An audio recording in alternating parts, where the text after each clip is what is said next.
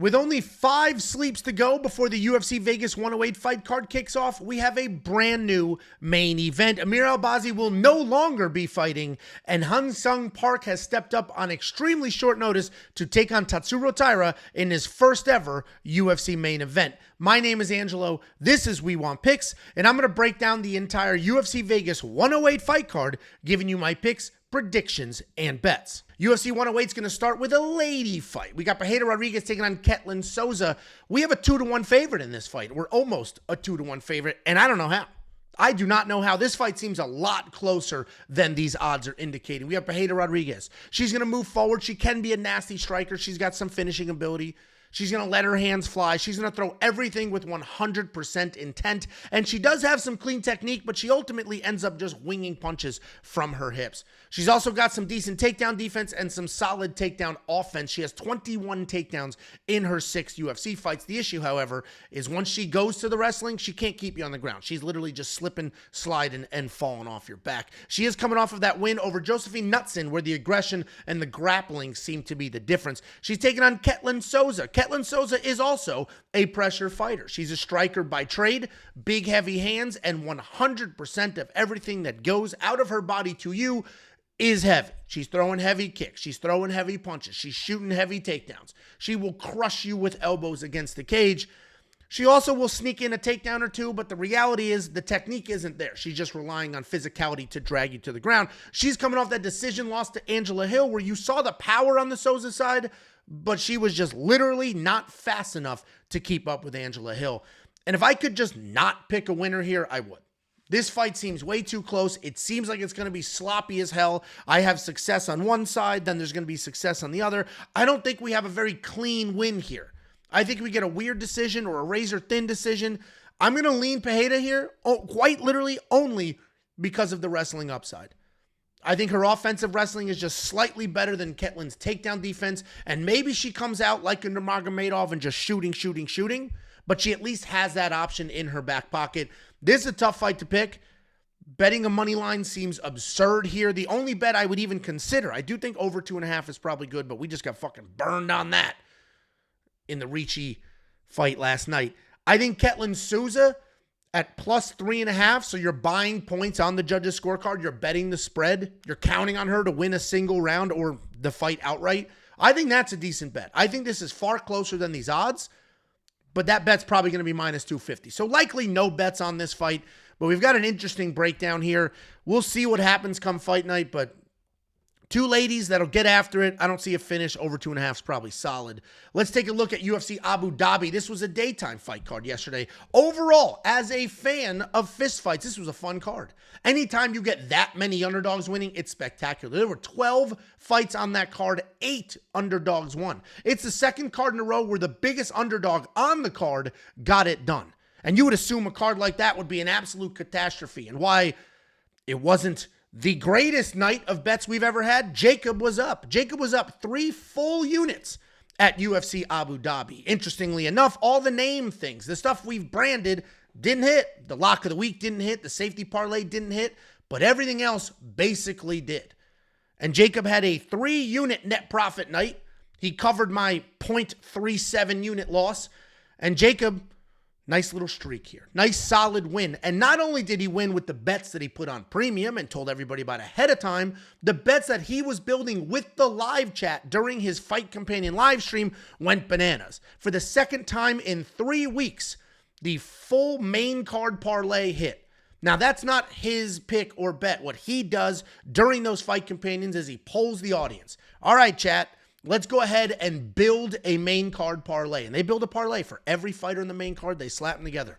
It hit 2 weeks ago, and it hit again yesterday for $1,762. So credit to the chat on that one. And if you're ever around on a Saturday during fights, check out Jacob's live streams are quite literally the most entertaining live streams in this space. The Underdog Fantasy hit. We had an 8% combined ROI. If you only picked and poked from Jacob's bets, then you would have had a 41% ROI. UFC Abu Dhabi was objectively a wild fight card. So to come out on the other side with premium being up a little bit, Jacob having a solid night, me having a very, very good night outside of that freaking safety parlay, is a win in my book. You can check out every single pick, every single bet. Safety parlays already up for UFC Vegas 108. And while it hasn't been the most reliable bet on planet Earth just yet, hey, take a deep breath. This is the long game. This isn't a scratcher outside of 7-Eleven. This isn't a long day of work and you hit up 7-Eleven, you have a big gulp and a $10 scratcher and you're like, my life's going to change. Ooh, my life. That's not what this is. We will get there. We have proven year after year after year that this shit works. So yeah, safety par missing a couple times in a row. That fucks with me mentally, but I promise you, we will be good. We always are. Long-term success for the safety parlay, long-term success for the lock of the week, long-term success for the bets overall. So a couple of chaotic weeks where I ended up money the last 3 cards. Jacob ended up money last night. I'm positive. We're riding. UFC Vegas 108 seems like a much more stable card. Check out every pick, bet, and tool at WeWantPicks.com. Here's the 4 cards you will unlock for that $10. Nice little lineup here. UFC 319 in the middle. We have a couple of incredible fight nights and some solid matchups. Unlock every pick, every bet, every tool for all of these fights. I have this slide here. This fight was canceled, but I'm going to break it down very, very quickly. Not the whole fight. Azamat Bekoev was supposed to fight Torres Finney. That guy bailed, luckily for him. Then Yorsi Belagaru stepped up. He's training with Alex Bejeda and Glover Teixeira in Connecticut. He said, I'll take the fight. Giant dude, kickboxer.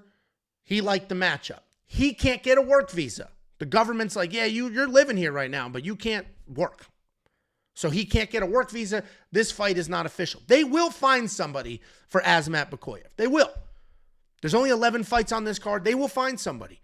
Whoever, I don't care who it is. Whoever they pick for Azamat, pick and bet on Azamat. I don't care who it is.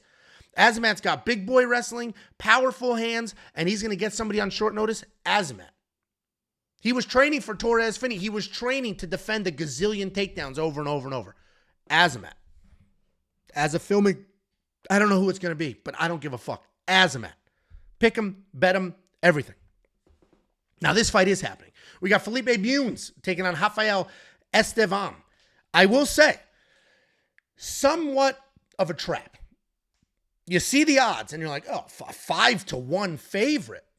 And you assume Felipe sucks, but he doesn't. This dude's a BJJ black belt. He's got slick submissions. He's always looking for something on the ground. He's very fast in transitions. He's got nice scrambles. Felipe's not a BJJ nerd. He's not that bum Marcus Buchecha that I picked against at UFC Abu Dhabi, just like, please, for the love of Christ, get in my guard. He's not that guy. Felipe Bunes will actually make something happen. He will engage on the feet. He will shoot a real takedown like an adult man. He loves throwing straights to overhand rights and then transitioning into a takedown. If you take him down, you're going to be defending submissions because he is moving from one to the other, to the other, to the other. He just submitted the insanely tall Jose Johnson. He's taking on Rafael Estevam. This guy is a high-pressure grappler who's going to throw bombs to close the distance. He has absolutely no issues whatsoever marching forward, putting those heavy strikes out there, and then looking for takedowns. His takedowns are a bit sloppy. They do tend to be trips and drags more than just this double right up the middle. But he is relentless with them. He'll continue to working to get you to the ground. Once you are down, he does an amazing job of softening you up and then working to a submission. He's coming off that decision win over Jesus Aguilar, where he had a ton of takedowns and was able to survive an early guillotine. And listen, I started this by saying Felipe doesn't suck. And I stand by that. He does not suck. He's a pretty good fighter. I don't think he's good enough to beat Estevam, but I fully expect that Estevam is going to be in a couple of tricky submissions, and Felipe is going to be in a position to win. Felipe is a nasty grappler, including off of his back. Estevam wants to get this to the ground. He is going to be on the ground with Felipe. We're going to see a couple of random situations where it's like, oh shit, but I think Estevam will work his way out of it. This feels like a trap. Especially if you watch UFC 318 and then you watch UFC Abu Dhabi and you've seen more underdogs than favorites win. This seems like a little bit of a trap. Rafael's the pick. He should be. We just watched him defend a guillotine, a good guillotine against Jesus Aguilar. He didn't panic. He did what he was supposed to do. So he's the pick. He was in my safety parlay for that fight. He is not in my safety parlay on this card. Although I do think he wins. Then we have Rodolfo Vieira taking on Tresean Gore. This is going to be a fun fight card to break down because there are a lot of fights that I am very confident in, and then a lot of fights where I'm like, this doesn't seem to be what it is. This is those, this doesn't seem to be what it is kind of fights. Luckily, the Apex fight cards do traditionally tend to be more stable. We don't have as many chaotic upsets. The decisions are usually solid. Although, shout out to the UFC Abu Dhabi judges. I don't think they got a single decision wrong. I thought the main event was right. All the other fights that went to a decision were correct. I thought they did it. The only thing you could have maybe argued is that Shara Bullet lost one round. It could be 29-28 instead of 30-27. Outside of that, I thought they did a good job. And at Vegas, you can usually trust the judges to do a good job there as well. And I don't know if we're going to need them or not because we have a freak jiu-jitsu athlete versus a guy that has some random power in his hands in Tresean Gore.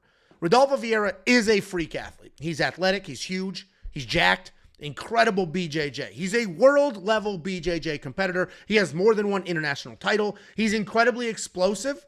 He will shoot blast doubles up the middle. The technique is incredible.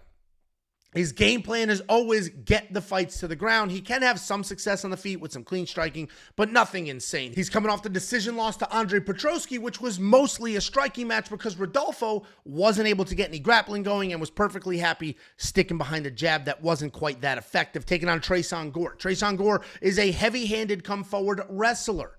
He hit a bit of a slump in his first UFC fights, and he wasn't really wrestling. He was gun-shy on the feet.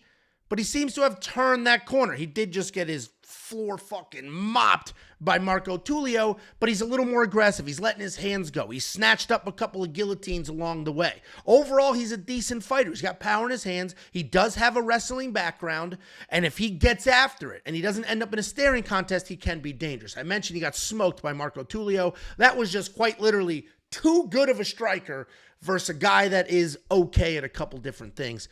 Tresean Gore, I mean, he kind of sucks. He doesn't suck. He doesn't suck as bad as people are going to say he does. He's certainly better than his 5-3 record. I think he just had sort of a rough go in his first couple of UFC fights. He does have power. He has solid wrestling. He just doesn't show up half the time. Rodolfo is an athletic freak, but he's pretty much BJJ or bust. This fight is definitely closer than these 2-1 odds are telling you. I'm going to pick Rodolfo because he does have a good chin. So even if Tresean lands a few times, I think he'll be fine. I also don't see Tresean getting a random guillotine joke on Rodolfo Vieira. I don't think Tresean's going to initiate the wrestling either. So it's going to be striker versus striker. I think Tresean is just going to be bombing, where Rodolfo will just stick with the technique, and it's not clean. Like, he holds his fist a little weird. It's not like, I think Rodolfo's going to get it done with a million jabs. We probably end up in a decision. If Rodolfo shoots a blast double, fantastic. Fantastic. This feels like a tricky fight, though. I'm probably going to avoid bets over here. Then we have the Fight Simulator. The Fight Simulator is one of the many tools on the website, and I like to highlight the tools because we are quite literally the only people in this space offering that. There's a whole bunch of people like, sign up for my Patreon. Here's 4 bets. There's Eurotrash out there that's like, oh, I'm pretending to be rich.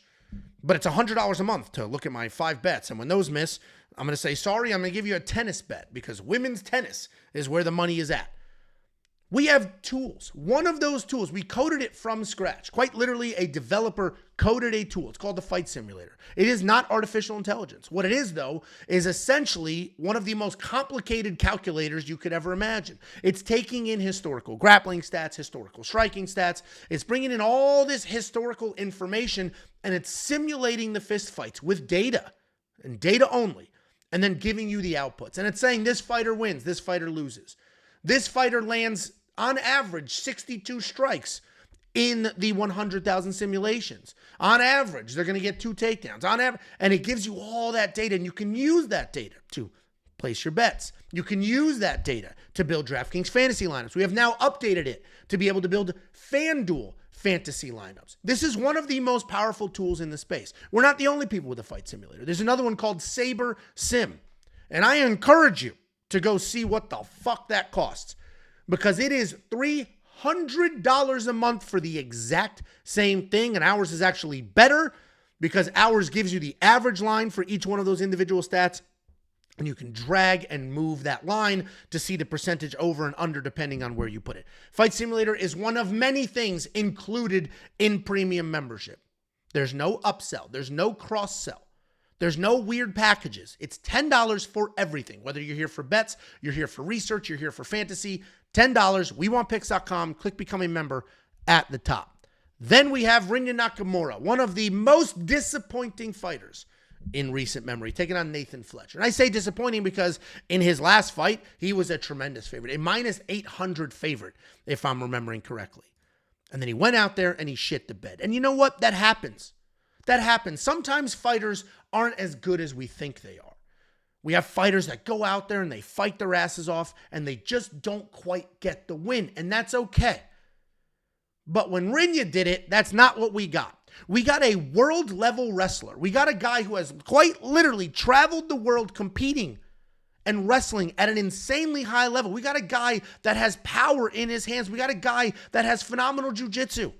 So we have an insane prospect at 9-0 that has proven himself on a world scale as a wrestler. We have a guy that has been knocking people out with one punch. We have a guy that once a fight gets to the ground, he's got slick jiu-jitsu, that just wanted to stand there and try to jab his way to a win. And that's the type of loss that will burn my ass up every single time. How do you have such high-level wrestling and not even try to use it? Ultimately, he did dive at a leg or two after he was dropped. And of course you were dropped. You were not the better striker in this matchup. So whoever your coach was and whoever told you, hey, let's strike with this guy, is an idiot. That guy's an idiot. And I hope he's not in your corner anymore. The reality is, though, Rinya Nakamura is still the same prospect that he was. Did he get knocked down a few pegs against Muin Gafarov, who is very good? Yeah, he did. He did. And hopefully he learned a lesson in that fight. Hopefully it's like, all right, no more fucking, I got to do what I'm supposed to do. Let me use the skill that I've been practicing for 20 years. Let me use that and not try to be a kickboxer. And he's taking on Nathan Fletcher. Nathan Fletcher is an Ultimate Fighter alumnus. He broke his leg on the Ultimate Fighter, but in that fight, with a broken leg, he still pressured forward and he still fought, and that speaks to his toughness. Style-wise, pretty well-rounded guy. Solid grappling, solid striking. He's always looking for a finish. He's got a decent chin. His wrestling offense is better than his wrestling defense, but he's got more heart than skill. He's coming off that loss to Callan Loughran, which even though Nathan lost, they cut that annoying little redheaded goblin, which I love.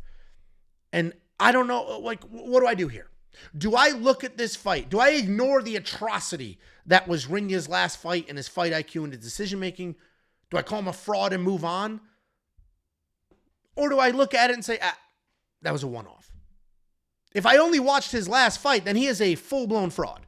But if I zoom out, which is the only way to do anything in life, you can't look at life one specific incident. You can't look at one specific situation and say that one little thing tells the entire story of this guy's career. Or that one bet tells the entire story of our night of betting. The fact that Rinya didn't do what he was supposed to do in this one fight is an indication of who Rinya is as a fighter. No, you got to zoom out and look at his entire body of work. And if we're only looking at his MMA body of work, okay, he had 9 fights where he did what he was supposed to do. Not all of those were at a very high level, but some of them were pretty solid matchups, and he did what he was supposed to do. And if you zoom out even further, and you say, well, let's look at his wrestling career. That guy went out there, competed with some of the best on the planet, and had success. So at that view, the zoomed out view where we're looking at Rinya Nakamura and what he has done as a whole, he beats Nathan Fletcher. The odds indicate this, but I just went on this long rant because after Rinya's last fight, you get the comments, perma-fade, fade forever, future fade. You'll never have anybody to bet on again because after anybody loses, that's the number. Never betting on him again. You can't you can't do that shit. Remember when everybody did that with Walter Walker? Never betting on this slob again. How's he look since then? I think this loss for Rinya in his last fight might be one of the best things that ever happened to him and reset his expectations for this sport. Sometimes, quite literally, things get a little too easy for them. We all know that one kid in school that was insanely athletic but didn't work very hard. I coached wrestling for 15 fucking years at a very high level. And I had kid after kid. Some of them were insanely hard workers and not naturally gifted, and they achieved a ton. Some of them were insanely gifted. Everything came easy. And because it came easy, they didn't work that hard. And they did well, but not as well as they could have or should have. I think Rinya losing will reset. I think quite literally fights were getting too easy for him. And he's like, hey, let's try striking. Like what Bo Nickel did against Paul Craig. Let me just try striking. Problem is, Paul Craig's not dangerous on the feet. Muin Gafarov is, and he rocked Rinya a few times, was a major issue. So a lot of yapping to pick a minus 425 favorite, but I did all of that to basically paint the picture.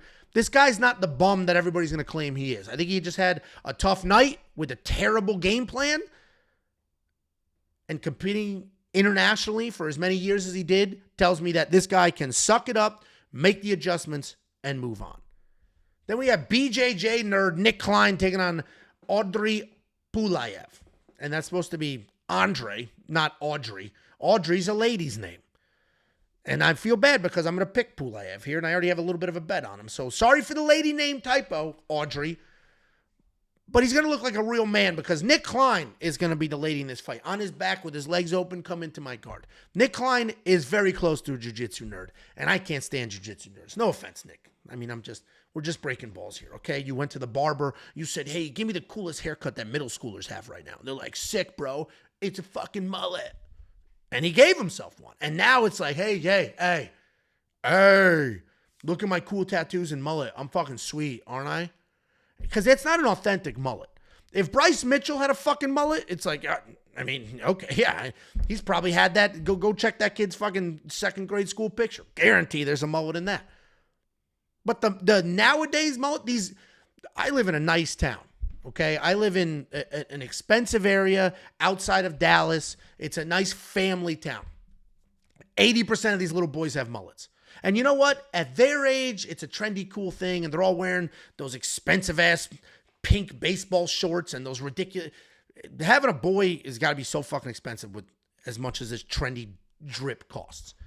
But Nick Klein, to be 29 years old, like, give me a sick mullet, bro. What are we doing? Anyway, I mean, congratulations on the hair, frankly. Nick Klein, while I'm dogging him for the haircut and calling him a BJJ nerd, is tough. And he's not a coward. He's got rangy striking because he is tall at 6'1".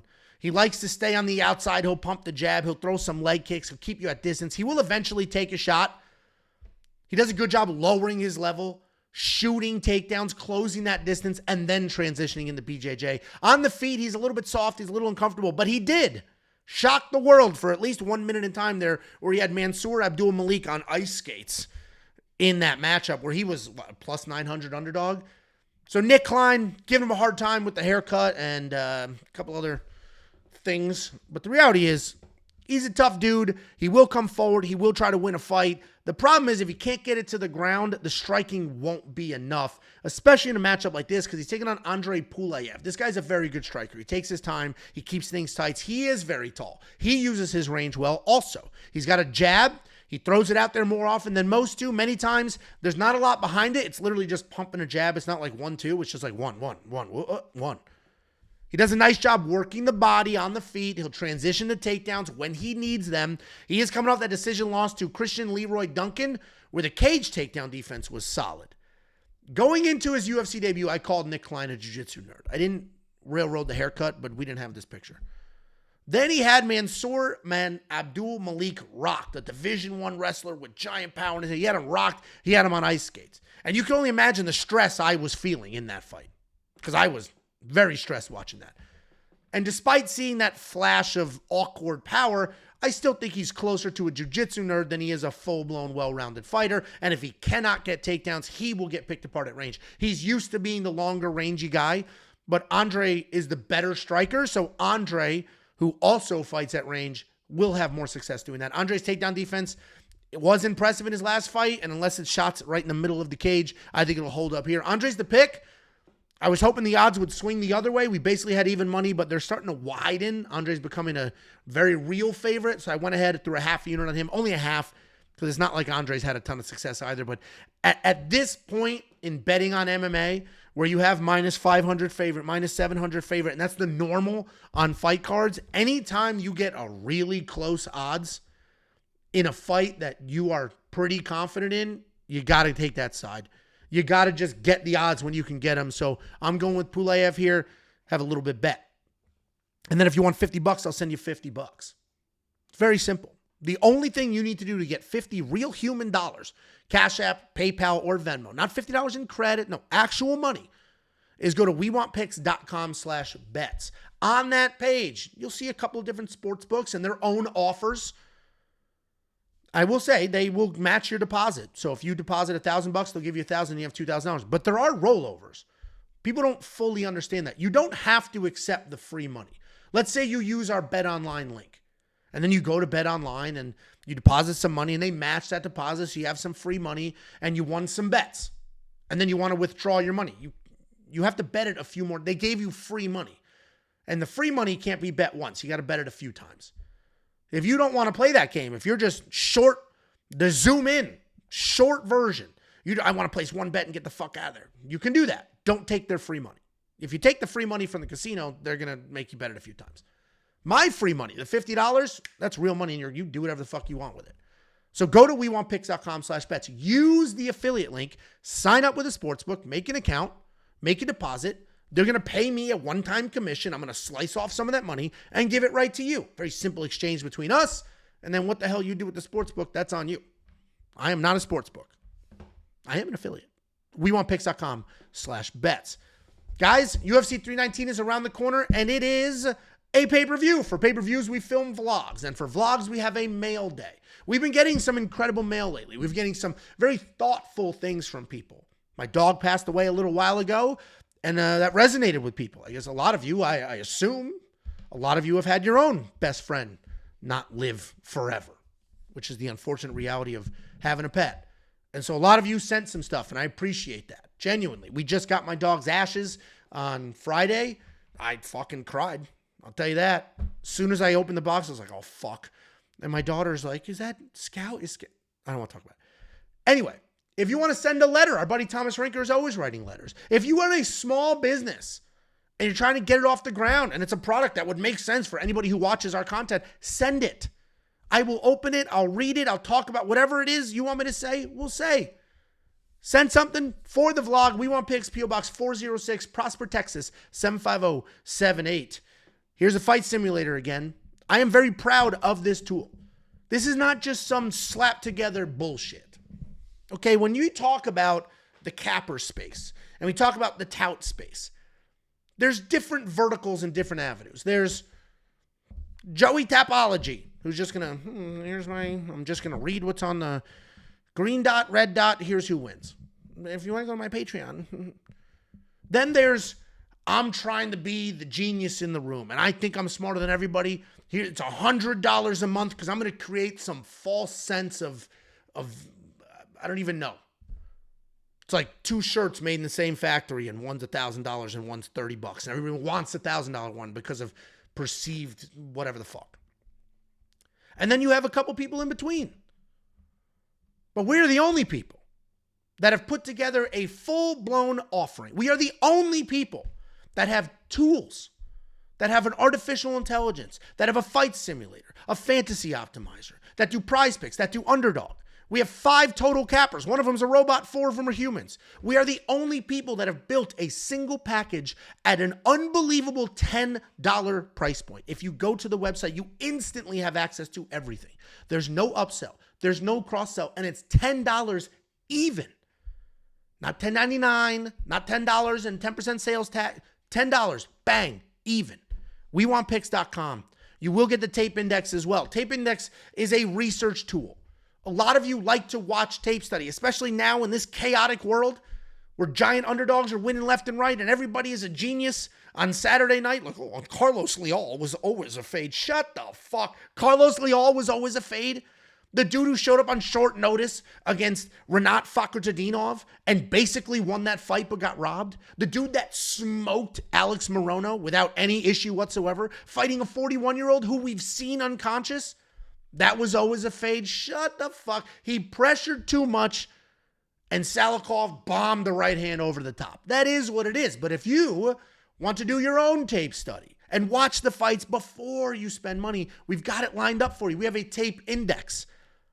And a tape index is exactly that. It is an index. What we don't have are the fights hosted on our website. That's against the law. There are things called copyright law. What we do have is every fighter on every card this week and for the future, their full fight history, who they beat, what the odds were, how they beat them, all of that information. And if there's a little red play button, you click it, and assuming you have the right subscriptions and access, it pops up and the video is good to go. The beauty of the tape index is it is constantly updated. A few months ago when all the fights were hosted at ESPN, boom, video popped up, ESPN, you were good to go. When they moved them all, because ESPN got spiteful and deleted every single UFC historical video, and they moved the Fight Pass. Now, boom, Fight Pass. In the future, when they move to maybe a Netflix or ESPN again, or wherever they go in a couple of months here with their next contract, boom, tape index is adjusted, and you don't have to go out there hunting for the videos to do your own research. We have the optimizer. It's no longer a DraftKings optimizer. It's a fantasy optimizer because it will build FanDuel fantasy lineups as well. The first ever beginner mode. Not only are we putting out tools, we are quite literally redefining what these tools do and how they work. Because instead of what Awesemo and Roto Grinders are doing, trying to get the giant whales, charging $100 a month for access to the exact same tools, what we're doing is we're looking at the regular person. 90% of you are regular people who watch fights, enjoy fights, want to place a few bets, maybe build some DraftKings lineups and have some fun. And for those people, we have a beginner mode. You click beginner mode, and instead of expecting you to know how to use an optimizer, it's just going to ask you some questions. Who are your confident favorites? What underdogs do you like this week? You answer those questions, it'll do the work for you. But if you are an expert, if you are a sharp, and you've been using these tools for years, you don't need to use the beginner mode. Use the regular mode. Make the adjustments yourself. All of that shit and the ranting and the raving I'm doing is available for an entire month. $10. 10 even dollars for an entire month. You're going to spend more than $10 today eating something that will send you to the toilet later that you will immediately regret. What you won't regret is full access to every pick, every bet, every tool for 30 freaking days. You're going to get this card. You're going to get the fight night next week. You're going to get UFC 319 the week after that. And then you're going to get, I believe this is UFC China after that. WeWantPicks.com. Click become a member at the top. Here is the toll-free number. I got some messages last night. I'll fucking tell you that. 866 we want picks. You want to leave a message? Leave a message. I don't quite know what we're doing with it yet. Some of it is like feedback and suggestions for premium. So obviously we're doing some with that. Others are entertaining. We put together a montage. We played some of those clips and it was a good time, but the views weren't great because obviously you don't just want to hear random people's voicemails. You want to see us react to it. So I don't quite know exactly what we're going to do with these just yet, but we will get there. We will figure it out. And we listen to and see every message that comes in. If you want to leave a voicemail, 866 we want picks. That's 866-939-2687. And Jacob and I will be at Noche UFC. It's in San Antonio. Fight card kind of fucking sucks. I'm going to be honest with you, but we will be there. If you're in that area, swing by. I'm sure we'll post up at a bar, let everybody know if you want to grab a drink. I'll buy it for you. Especially if you're premium, I'll buy it too. But we will be at Noche doing a thing. I think Jacob's idea was, let's stream the entire drive down. And it's a 5-hour drive. He's like, let's just do a 5-hour stream. And like a IRL streamers. And I was like, as long as you're driving, fine with me. So I don't know. See you at Noche. Then we have the main card opener. Danny Silva taking on Kevin Vallejos. This is okay, what have we been seeing this year, guys? What have we been seeing? We've been seeing highly touted prospects get fucking smoked. Have we not? This feels like that, doesn't it? We have Kevin Vallejos at almost a 5-1 favorite over Danny Silva. You would assume Danny Silva was like 10-6. Or Danny Silva had giant gaps in his game, but that's not really the case. He's a striker. He's got clean technique. He's got plenty of movement. He will invest in the body early for a late payoff. The striking differential is insanity. This guy is landing 7.36 significant strikes per minute, which is an astronomical number. The average is like 4. But he's being hit with more than that somehow. He's being hit with 7.96 significant strikes per minute. How you're hitting people almost 8 times and getting hit 8 times is crazy.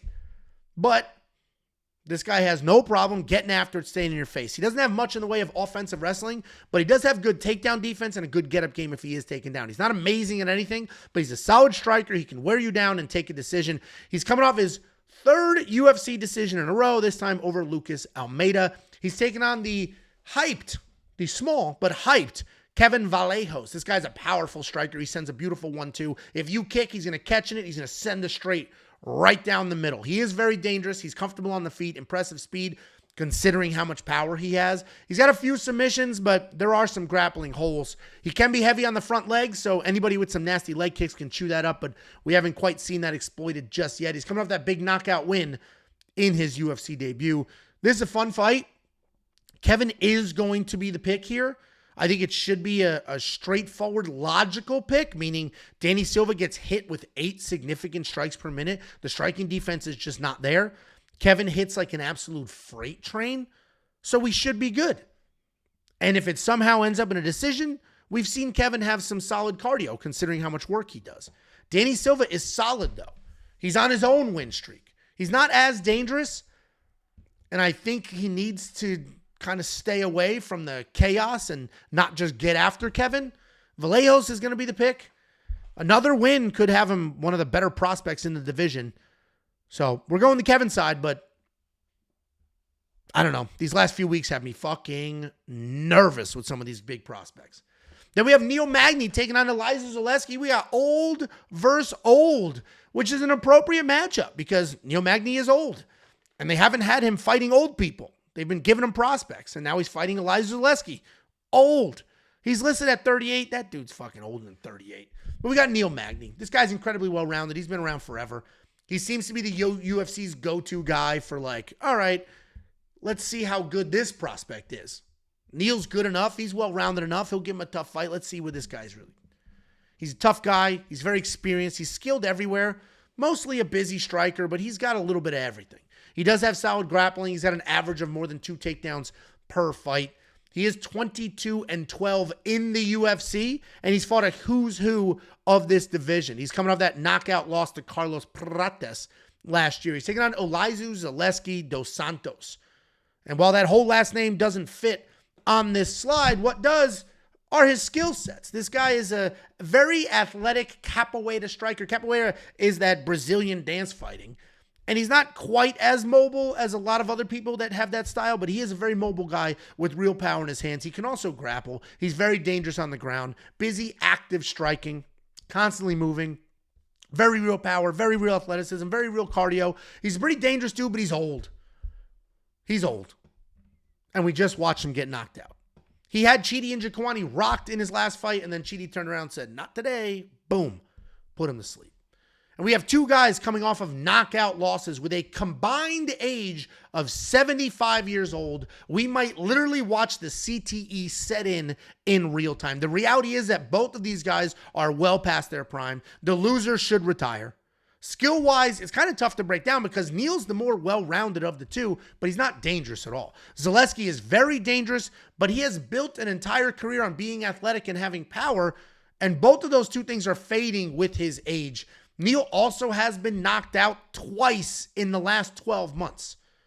All of his recent losses, though, are to killers. Young prospect killers. So now we either have Neil Magny, who's finally going to get a win over an age-appropriate opponent, or Elizeu Zaleski, who's just going to put the nail in Neil Magny's coffin. This is very much either Neil by decision or Elizeu by KO. I don't see anything in between. I'm torn. But I'm going to lean, if I have to lean one direction, I'll go with the more dangerous of the two. We've seen Neil knocked out twice in 12 months. Zaleski can knock people out. I just have to go that direction despite not loving it. Then we have Karol taking on Nora Cornole. Karol pitter-patter striker, solid footwork. She is a decision fighter. She's got decent takedown offense, decent takedown defense. She has 12 takedowns in 11 UFC fights and a solid 70% defense. She does not have any real power, but she does have cardio. She does have pressure. She's coming off that loss to Aylin Perez where her feet seem to be stuck in the mud, but maybe because she was worried about takedowns coming her way. She's taking on Nora Cornole, a violent striker with power and aggression. She does a great job using all of her tools. She'll elbow against the cage. She'll knee in the clinch. She'll punch. She'll kick at range. She'll do literally anything she can do to try to find a KO or TKO. She's a gamer. She's always striking with something. She doesn't really look to wrestle often, but when she's on the ground, she's got good BJJ. She'll take some risks chasing a submission. She's coming off a submission win over Haley Cowan. And it's a weird breakdown because experience definitely does matter, especially in women's divisions. But so does just good old-fashioned tenacity. We just watched Davy Grant, and he was the older fighter in that fight, but we just watched Davy Grant as a 3 or 4-1 dog beat Damon Blackshear. And he didn't do it because he was faster. He didn't do it because he was stronger. He didn't do it because he was actually the cleaner, more technical fighter. He did it with good old-fashioned tenacity. We just watched Karol get stuck in the mud. Watch her not throw as much as she should. A willingness to stay on the cage. And if Nora comes out here with that good old-fashioned tenacity and she stays busy and stays in Karol's face and moves forward, I think she can get it done. The judges like pressure in Vegas. The judges in Vegas like damage. The judges in Vegas are looking less at who landed what and more at who is trying to finish the fight. And in this fight between these two, I think Nora is going to be the one trying to finish, moving forward, throwing everything. And I think she could sneak out a close decision. So Nora's going to be the pick. I'm going with the dog here. Hopefully this line widens and we can get a 3.5 to stay a little safe. Then we have the tape index. I did a whole rundown before. It's an index of every fighter on every card, now and for the future, their full fight history, who they fought, what the odds were, if they won, if they lost, how. And then if there's a little red play button, you can watch the actual fight. And I have to emphasize, it's a tape index. What it's not is illegally hosted copywritten content. I'm not going to jail over a fucking UFC fight. What it is the convenience of not having to dig through the depths of hell. The UFC just left ESPN. Obviously, we're still watching fights on ESPN, but every single fight historically was on ESPN. And then one day, gone. They were all gone. So we had to quickly adjust the tape index. And we had to move from ESPN over to Fight Pass. And you know what? In a couple of months, the UFC is going to sign a new deal somewhere else. And all those fights are going to move again. So the tape index saves you some time, gives you the convenience of seeing someone's full fight history, gives you the convenience of click this button. And as long as you're good to go, video is going to pop up and you can watch the fight and do your own research. For those of you who like to do your own research and you value your time, $10 an entire month. This is one of 20 different tools. It's not the only tool. It's one of many tools. And the minutes it saves here, the minutes it saves there, way more than $10 worth of your time. WeWantPicks.com. Click Become a Member at the top. Then we have Esteban Ribovics taking on Elves Brenner. Esteban Ribovics is good. He's a good fighter. I think he wins this fight. Spoiler alert. And this is one of the very few fights on the card where I was like, these odds are actually not wide enough. I keep breaking down -4, -500 favorites, -3 to 100 favorites, where I'm like, it seems a little wide. This is the opposite. This does not seem wide enough. Esteban Ribovics is very good. He's an impressive striker. He's got sneaky power. His strikes are tight. They're short. They're accurate. He's got a high, tight guard. He works forward, picking his shots. And despite his impressive knockout highlights, he's not just a striker. He's got very good takedowns, solid BJJ as well. He'll shoot clean doubles, upper body trips. He'll get you to the ground immediately. Look to snatch something up. He's coming off that close loss to Nasrat Haqparast, where a lot of people felt he got robbed in that decision. He's taking on Elves Brenner. Elves Brenner has a handful of big knockouts as an underdog. And you know what? Good for him. He showed up, smoked some people, were like, shit, dude, who's this guy? And I remember his first big knockout as a dog. Our Artificial Intelligence picked him to do that. And then it went like 6 weeks in a row picking the biggest winning dog on a card. And people were like, oh my God. And then the world corrects itself and things start to average back out. But Elves Brenner has proven that even in an underdog spot, he can find that chin. He moves forward. He throws big. His goal is typically to get you against the cage so he can work you to the ground. But then he worked in some bombs. He knocked a few people out. And now it seems to be that Elves Brenner is just looking for big knockouts.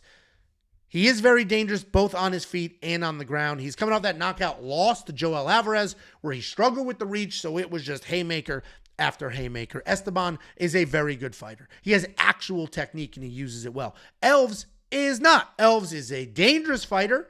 He's got incredible power, but it ends there. I see Esteban just being too technical, too fast. I don't see him getting caught in just some sloppy, wild overhand. Esteban is the pick. I love these odds, and I think they should be widening. And if they don't, great. Remember a few weeks ago when I broke down Venetia's lock dog? And I was like, how the hell is this guy not a bigger favorite than this? And that line kept tightening. And it made no sense. And then fight night came and I was like, yeah, see? I feel like we're going to be in the same boat with Estevam Rivovics. Minus 270. If I was setting these lines, so I always, all the research I do, I try to avoid seeing the odds. I break down the fights. I do my picks. And then I look at the odds. And if I had to cap this, and when I was breaking it down, I was like, dude, Estevam, okay, here we go. Another fucking minus 500. And I took a look at the odds. And I was like, this? He's not minus 500? Crazy. Then we have the co-main event of the evening. Chris Duncan taking on Mateusz Rebecki. This is another fight where the odds are absurd. This is another fight where the odds are way too close. 2 fights in a row. These odds should be much wider. We have Chris Duncan. Everybody loves this guy. He's at American Top Team, so he's well-trained. He's durable as fuck. He's tough as nails. He's never out of a fight. We've seen him on more than one occasion almost be finished just to recover and get his own win. Style-wise, he's got decent striking. His hands are low, which is why he gets hit so damn much. But he is willing to bang. He can grapple. He's got 14 takedowns in 6 fights. He can struggle with some control. He's coming off that submission win over Jordan Vucenic, where he landed a huge overhand early and nearly got that stoppage. He's taking on Mateusz Rebecki, a relentless grappler who marches forward, giant 1-2 punches before he starts diving at legs. And even though he is a grappler, he will absolutely hang around for a striking match. Every single punch he throws is with intent. And when he gets you to the ground, he is looking for a finish. He can be reckless. That leaves him open on the feet, gives his opponent some space to work. But damn, is this dude a dog. He's got solid cardio, which is insane considering the pace he sets. He's coming off that absolute war with Motobek Orobai back in October. Chris Duncan has built an entire career just being tougher than his opponents. Quite literally.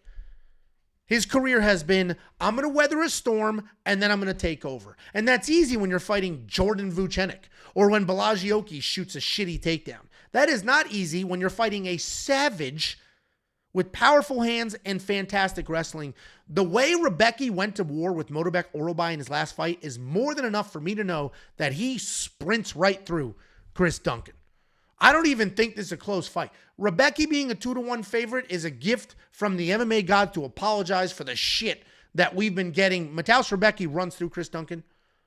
If you get this version of Mateusz Rebecki, the one that just fought, and he fights the version of Chris Duncan that just beat Jordan Vucenic, it's not even close. Mateusz Rebecki should be 5-1. He is the pick. At the halfway point of this video, I broke down some of the tools that we offer, including the DraftKings Optimizer, and this is a real-life look at what that optimizer can do for you. This is a $10,000 winning ticket that was sent to us by Freckled Charles. I got a DM immediately after UFC Abu Dhabi, and it was from Freckled Charles saying, Angelo, I just hit for $10,000 using the DraftKings Optimizer. That means that Freckles is a premium member, a $10 a month premium member. He used his $10. He went to the website. He went to Optimizer under DraftKings in the menu. He clicked a few buttons and the Optimizer spit this out. It gave him this lineup. He took this lineup. He brought it to DraftKings Fantasy, entered it into some tournaments, and brought back $10,000. And this is the difference between some dumb dick Patreon with a list of 4 bets and a full-blown service that has tools, insight, and more. The DraftKings Optimizer is one of many tools. The DraftKings Optimizer just won this gentleman $10,000. And you would think, oh my goodness, you have a tool like that won this man $10,000 at UFC Abu Dhabi and won somebody else $21,000 at UFC Nashville. This must be a fortune. It isn't. $10 a month. You unlock every pick, every bet, every tool, not just the optimizer, but also the simulator, the analyzer, and everything else. WeWantPicks.com. Click Become a Member. It's $10 for an entire freaking month, and here's your ticket. This guy won $10,000. $10,000 off of a $10 membership and a tool that was included. We don't separate DFS from betting. There's no upsell. There's no cross-sell. It's one package, $10, everything. WeWantPicks.com. Click Become a Member at the top. Let's go ahead and break down this brand new main event. This was announced quite literally just a few hours ago. It is official. There were rumors yesterday that the main event was off, and people were talking about Waldo Cortez and a few other scenarios. This is official. The UFC has updated their website. We've got Hyun Park taking on Tatsuro Taira on a very, very short notice.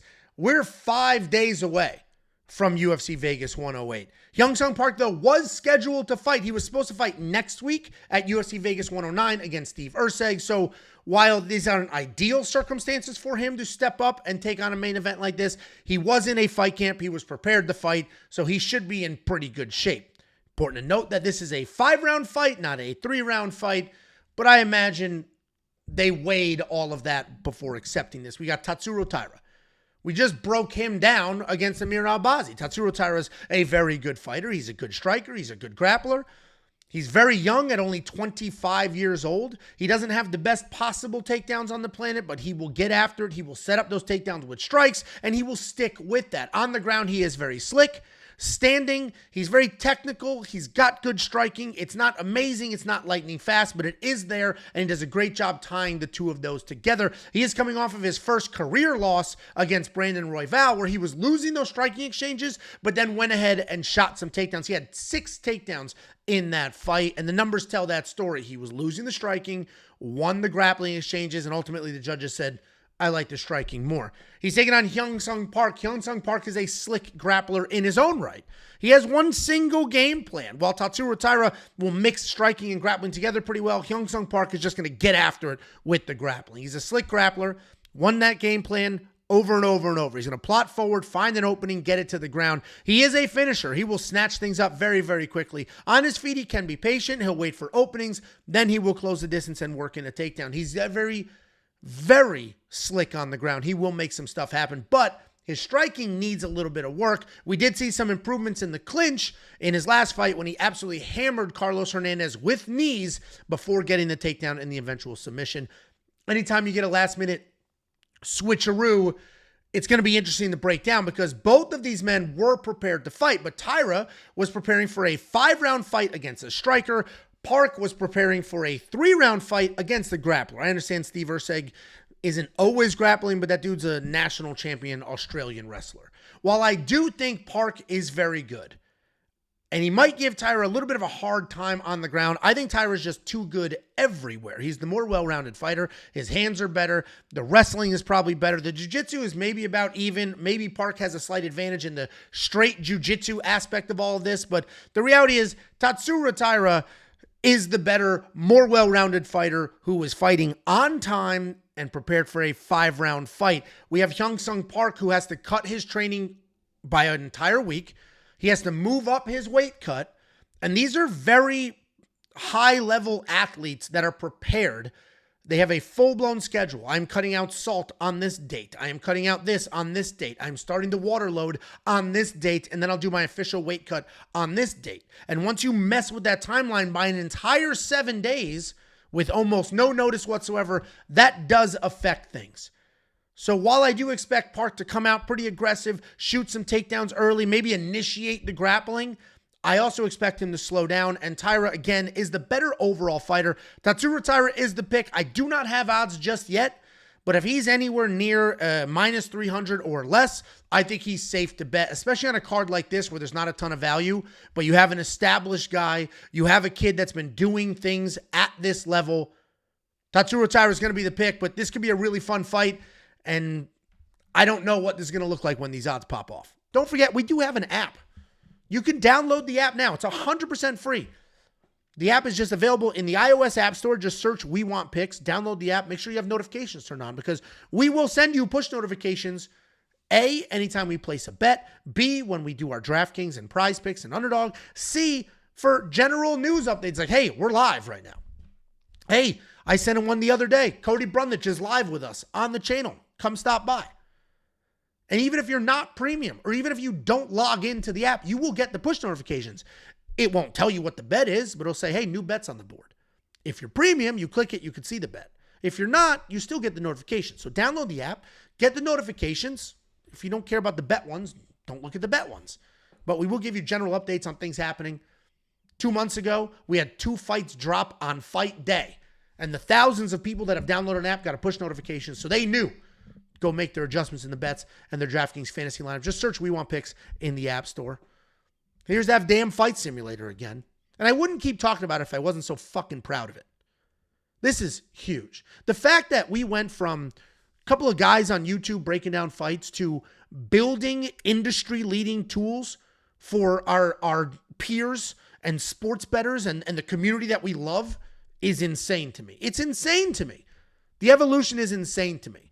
And I am genuinely excited and proud to be able to work with the people that I work with, Jacob, Josh the web guy, the developer, work with them to build these tools and give them to you guys for fucking $10. I love it. I absolutely love it. You're going to get the fight simulator, the tape index, the new optimizer that does not only DraftKings, but FanDuel and has the beginner mode. We have the data analyzer, the most slept on tool in this space. If you like to look at data and you want to manipulate data, this is quite literally the best tool you could ever think of. It's built not only for this card, but for the future. You select your card, you select your fighter. It'll populate all the pertinent stats and information for your fighter and their opponent. And then you can add filters.